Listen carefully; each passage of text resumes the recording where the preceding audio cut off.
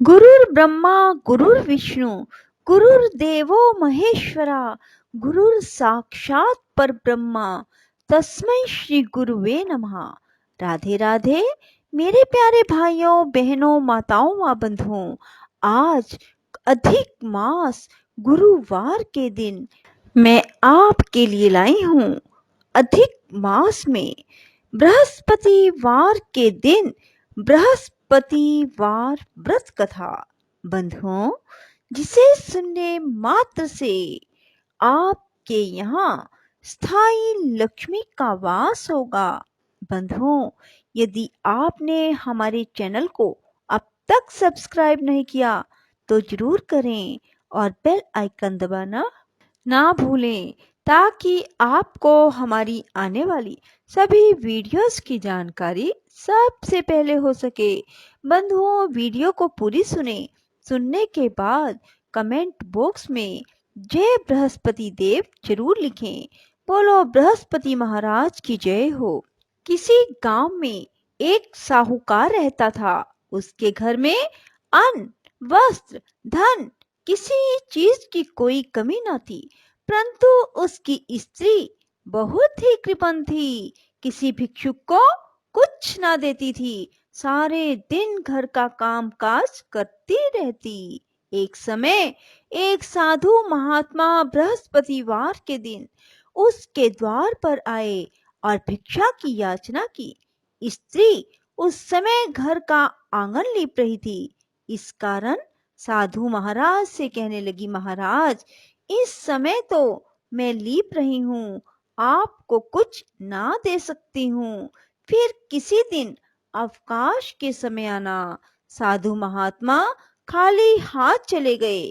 कुछ दिन के बाद फिर वही साधु महाराज आए और उसी तरह भिक्षा मांगने लगे। साहूकार ने उस समय लड़के को खाना खिला रही थी। कहने लगी, महाराज, मैं क्या करूं, मेरे पास अवकाश बिल्कुल नहीं, इसलिए आपको भिक्षा नहीं दे सकती। तीसरी बार महात्मा आए तो उसने उन्हें उसी तरह से टालना चाहा, परंतु महात्मा जी कहने लगे कि यदि तुमको बिल्कुल ही अवकाश हो जाए तो मुझको भिक्षा दोगी। साहूकारनी कहने लगी, हाँ महाराज, यदि ऐसा हो जाए तो आपकी बहुत कृपा होगी। साधु महाराज जी कहने लगे, अच्छा, एक उपाय बताता हूँ। तुम बृहस्पतिवार को दिन चढ़ने पर उठना और सारे घर में झाड़ू लगाकर कूड़ा एक तरफ इकट्ठा कर देना। घर में चौका इत्यादि मत लगाना। फिर स्नान करके घर वालों से कह देना कि उस दिन सब हजामत अवश्य करवाएं। रसोई बनाकर चूल्हे के पीछे रख देना, सामने कभी ना रखना। सायंकाल को अंधेरा होने के बाद दीपक जलाना। बृहस्पतिवार को पीले वस्त्र मत धारण करना, ना पीले रंग की चीजों का भोजन करना। यदि ऐसा करोगी तो तुमको घर का कोई काम ना करना पड़ेगा। साहूकारनी ने ऐसा ही किया। बृहस्पतिवार को दिन चढ़े उठी, झाड़ू लगाकर कूड़े को घर में जमा कर दिया। पुरुषों ने हजामत बनवाई, भोजन बनाकर चूल्हे के पीछे रख दिया। वह कई बृहस्पतिवारों को ऐसा ही करती रही। अब कुछ समय के बाद उसके घर में खाने को दाना न रहा। थोड़े दिनों बाद वही महात्मा फिर आए और भिक्षा मांगने लगे, परंतु सेठानी ने कहा, महाराज, मेरे घर में खाने को अन्न नहीं, आपको क्या दे सकती हूँ। तब महात्मा ने कहा, जब तुम्हारे घर में सब कुछ था तब भी तुम कुछ नहीं देती थी, अब पूरा पूरा अवकाश है तब भी कुछ नहीं दे रही हो, तुम क्या चाहती हो वह मुझसे कहो। तब सेठानी ने हाथ जोड़कर प्रार्थना की, महाराज, आप कोई ऐसा उपाय बताओ कि मेरे यहाँ पहले जैसा धन धान्य हो जाए। अब मैं प्रतिज्ञा करती हूँ कि जैसा आप कहेंगे वैसा ही अवश्यमेव करूंगी।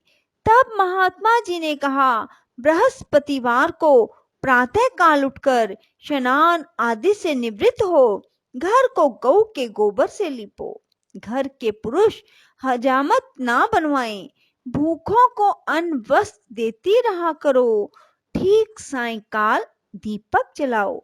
यदि ऐसा करोगी तो तुम्हारी सभी मनोकामनाएं पूर्ण होंगी। भगवान बृहस्पति जी की कृपा से तुम्हारे यहाँ पहले की तरह सब कुछ हो जाएगा। सेठानी ने ऐसा ही किया और उसके घर में धन धान्य पहले जैसा हो गया। इस प्रकार भगवान बृहस्पति देव की कृपा से अनेक प्रकार से सुख भोग कर दीर्घ काल तक जीवित रही। बृहस्पति देव जो जिस भावना से व्रत करता है या कथा को सुनता है, उसकी वैसी मनोकामना शीघ्र पूर्ण कर देते हैं। बोलो बृहस्पति देव महाराज की जय, गुरु महाराज की जय। ओम जय बृहस्पति देवा, स्वामी जय बृहस्पति देवा। छिन छिन भोग लगाऊं, छिन छिन भोग लगाऊं, कदली फल मेवा। ओम जय बृहस्पति देवा, तुम पूरन परमात्मा, तुम्हें अंतर्यामी, स्वामी तुम्हें अंतर्यामी।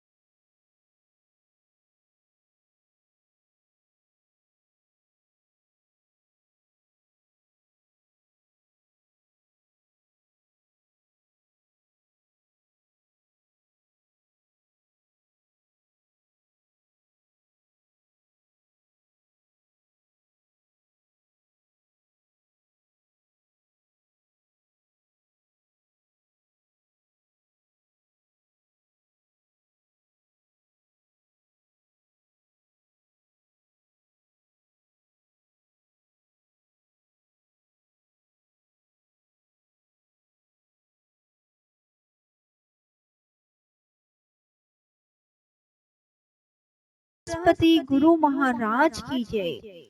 राधे राधे, जय श्री कृष्णा। बंधुओं, यदि आपको हमारी वीडियो पसंद आए तो इसे लाइक करें और शेयर भी जरूर करें। धन्यवाद।